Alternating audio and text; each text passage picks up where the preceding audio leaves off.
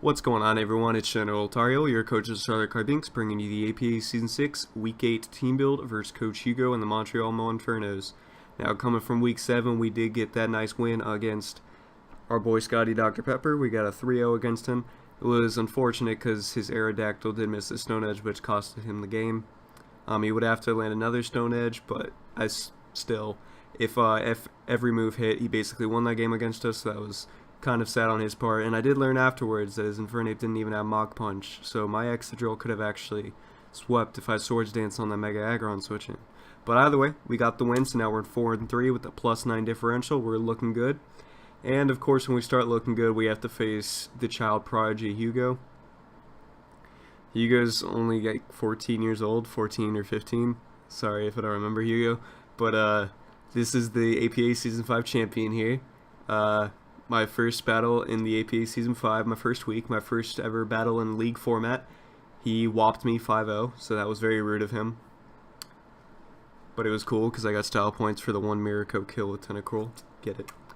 And but he's got a pretty scary team. Hugo started off a little scary for, started off a little poorly for the beginning of the season, but then he's climbing back up right now, and he's going to be a threat no matter what, of course. Just faced him in a different league. And when I thought I had the advantage against him because I had a good first few turns, he just turned that right back around.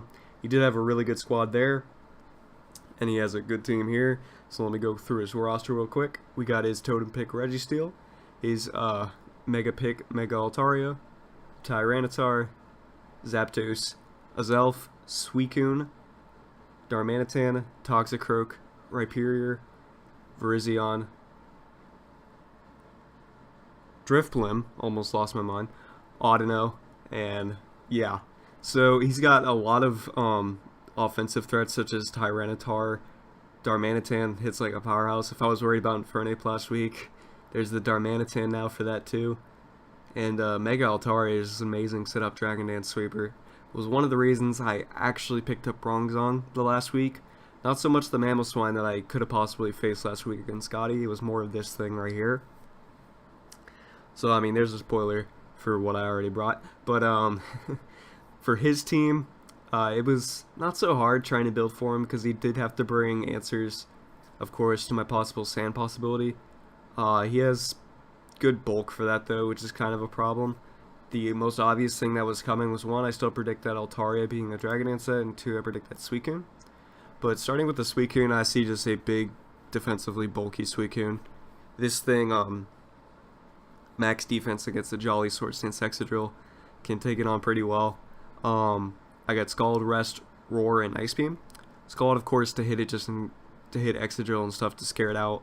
Rest so it can get its HP back. It has no other way besides that leftovers that I gave it. Ice Beam in order to hit the Chestnut, just because he could easily stay in against Chestnut. The Ice Beam will be easy coverage and bring Chestnut down by probably like 50%. So just that coverage would benefit him. He could bring a form of a Toxic status if he wanted to. The Roar is there just in case I get set up with a Pokemon, because Suicune can eat any +2 hit at full health. So Suicune can easily take a +2 Earthquake from Excadrill or a +2 Return from Mega Pinsir and then roar them out, but that's only if Suicune's at full health. So if Suicune's weakened, then that's pointless, but the Roar can just help him for any possible sweep I could have between two of those Pokemon. Suicune is just going to be a big defensive wall we got to take down. Kyurem Black's Fusion Bolt can easily break it, even at max defense. Not one shot, but do plenty of damage. I could have a Chandelure with Energy Ball in order to hit it. I could bring Raichu, but Suicune's mainly just a good defensive answer for my Excadrill, my Mega Pinsir, the Gigalith, of course. It's just very versatile and it's very bulky. It's the only reason it's not like amazing is the fact it has to run Rest. But other than that, Suicune's a pretty good Pokemon. It also gives him Tailwind opportunity, which he could go for. But I'm seeing this set with, of course, a defensive EV investment, so probably gonna watch out for that this week. And then next up, a Zapdos with Chardy Berry. Hugo is also a mastermind, if not already an amazing player, so I'm expecting him to be ready for some stuff. His team's kind of weak to Mega Pinsir after it gets a Swords Dance. Like I said, Suicune can't handle a +2 return, but if I bring Adamant, then the roles kind of change, and also Suicune has to have full bulk in order to roar it out, so he still needs an answer in the end, and I feel like that's Zapdos. He can easily still bring a defensive variant because Zapdos already has enough speed and special attack to where it can still be offensively used while being defensively bulky. It also gives him a defog option, but the Charty Berry makes it so Excadrill can't even hit Zapdos that hard, and then the Heat Wave on Zapdos doesn't. I'm pretty sure it doesn't one-shot Excadrill, but if it does, it's, or if it doesn't, then it's really close. But so that's the thing. It would eat like a Rock Slide or a. I doubt it would eat a Continental Crush, but like a Rock Slide from Excadrill with the Charty Berry, and then it can go for Heat Wave to kill my Excadrill the following turn. Charty Berry also allows, just in case I bring Stone Edge on Mega Pinsir, in order to hit this Zapdos. So it'd be very helpful for him. Of course, it's a possibility just for him to bring leftovers on this thing, but I'm seeing a defensive set. I don't see an offensive Zapdos or anything of the sort. He probably does want to bring some sort of Scarfer, just in case I have like Scarf Kyurem or Scarf Primeape, which I'll get to in a second. But Defog, of course, to get rid of hazards that I could put up on his field, so that's one reason. The Thunderbolt for the stab, which helps against the Milotic, which is another thing. Milotic is number 3 on the MVP list since it picked up 4 kills last game. So now it's, Milotic's got 10 kills right now. I thought Excadrill would be doing all the work last week against Scotty, but Milotic picked up the rest with that Haxie ending. And then, of course, Zapdos getting Roost for just the health regen and whatnot. So I definitely see Zapdos coming this week, just for the reasons that I can take on Excadrill and Pinsir, especially with the Charty Berries. So that way it can one-shot them the following turn if I think I can take them out with like the Rock Slide or Stone Edge that I already mentioned. And then next up, a Spadef Registeel. Now, of course, this thing can't take on Chandelure, but the Suicune can easily threaten the Chandelure for at least going for a Fire-type move, which is probably what he's aiming for. Registeel, though, the Spadef answer, this is mainly to somewhat take on Kyurem Black. It doesn't do it by much, but so this, in my opinion, Registeel out of the 6 that I have up here is one of the ones that would be switched out. He does need a special defense answer or some sort of answer for Kyurem Black, but I feel like Registeel is kind of the closest for him.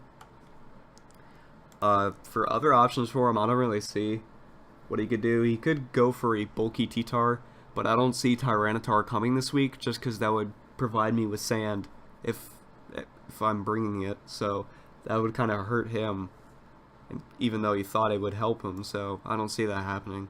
So that's why I think Registeel is the closest answer to Kyurem Black for him this week. Shucka Berry, so just in case I want to go for the Earth Power on him, I can't, or at least he gets reduced damage. Iron Head, Thunder Wave, Stealth Rock, Earthquake. Stealth Rock, of course, because it's important to bring hazards every week. Iron Head hits super effective on that Kyurem and any damage on, like, say, the Gigalith, or any possible switching I might have to this thing. And the Thunder Wave, of course, to cripple any offensive threats. Also, the Thunder Wave into Iron Head is a true hack combo. And then lastly, Earthquake. This is just in case I feel like this, or he would think that this Registeel can't hit Excadrill and I would be way too offensive and I switch Excadrill in.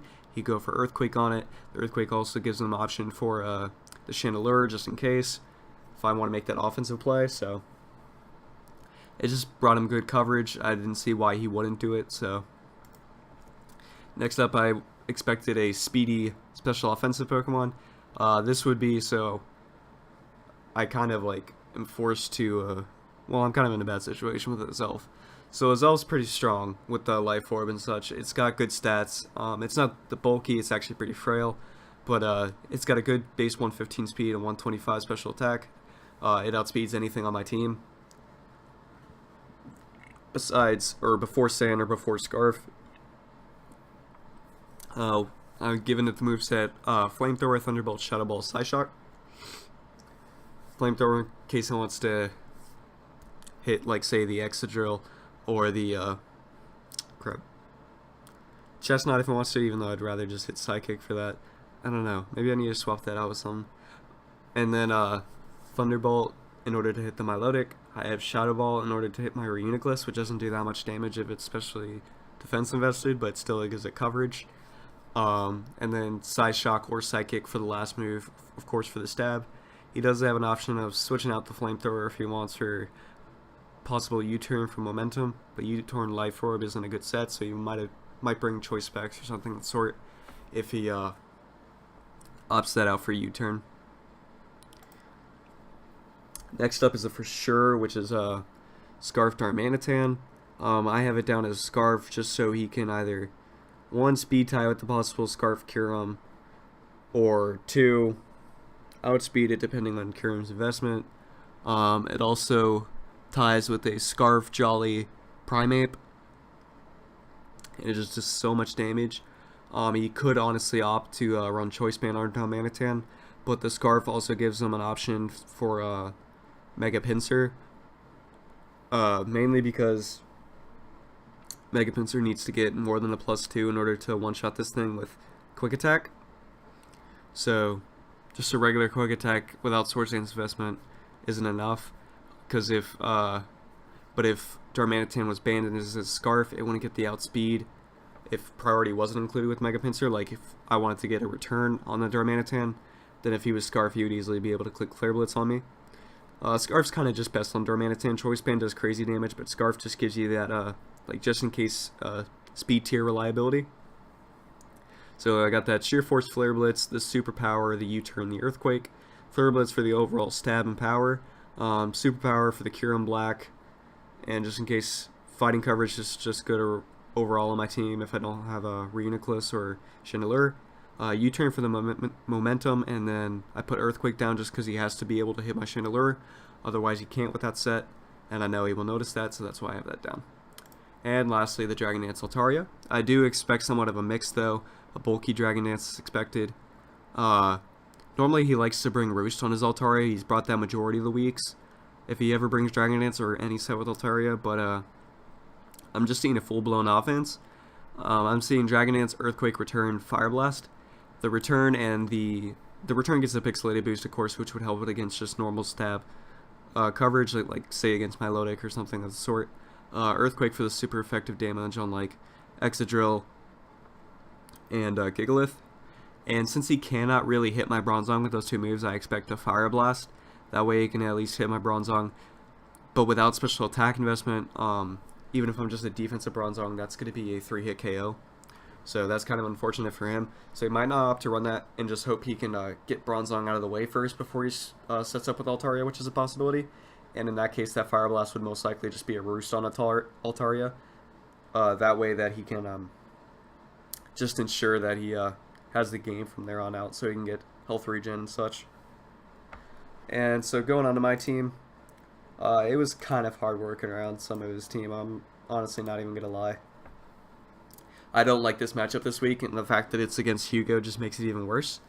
So for my Excadrill, I'm bringing Sand again this week. Swords Dance, Earthquake, Iron Head, Rock Slide. Even though he might have the Charity Berry, I still have to bring Rock Slide in order to Zapdos. Life Orb, of course, just for the most damage. I probably should bring another set, but it's still something I gotta note. Once he sees I have Sand, he might opt to get up Rocks his first turn, because people might notice that if I bring Sand, I'm not bringing Rapid Spin. It's just a waste of a move slot, in my opinion. I can work around Rocks. It's not too bad, mainly because my opponents don't always opt to get them up first turn, and I have plenty of offensive threats for most Stealth Rock setters, so I'm not really too worried about it. Swords Dance, Earthquake, Iron, and Rock Slide. The Earthquake, I need to get +2, and the Suicune has to get below 75% in order for a for sure kill. I did run Adamant. This way I do not outspeed a max speed Jolly Altaria, or what I have Naive Altaria, Mega Altaria. Versus Excadrill, I do not outspeed when I'm not in the sand if he's max speed. But I really wanted to run the Adamant just so I can get the most damage possible against his team. Because if I do weaken that Suicune, like just get a little bit of damage off on it, and then it has to come in on rocks, then Excadrill basically can win the game. One also excluding if that Zapdos doesn't have Charity Berry. But basically after that, he has no form of killing Excadrill. He could opt to bring Toxicroak and have the Mach Punch on that, which is easily a possibility. But I feel like Toxicroak doesn't have the best matchup against my team, so I just didn't see it coming this week. It is a possibility, but other than that, Excadrill can really take on the rest of his team in the sand, of course. So And then moving on, I brought Bronzong, of course. The defensive was just a little bit of Spadef just to make sure that Fire Blast 3 hit KOs. Levitate in order so we can't get hit by the Earthquake on Mega Altaria. I bring in the leftovers this week so we can get health regen back. I almost brought Okaberry, but then once I saw how little Fire Blast did, even when I'm not special defense investment, I'm like, okay, I'm not even going to worry about it. So I got Gyro Ball in case the Mega Altaria sets up with Dragon Dance, or just for the Mega Altaria period. I have Stealth Rock, of course, to get up on his field. I have Toxic to get on the Suicune. And then I have Heal Block. Heal Block is going to be very important because the most annoying thing with Suicune is when it rests. Also, if it is, I notice it's a Calm Mind Suicune, I want to make sure it can't rest. So this Heal Block will make it so it's not capable of resting up. And then also the Toxic that I might already have on it will force him then to switch out so he doesn't continuously rack up Toxic damage. And that way when he switches, he can go right back into Suicune and then he can get the rest off if he wants.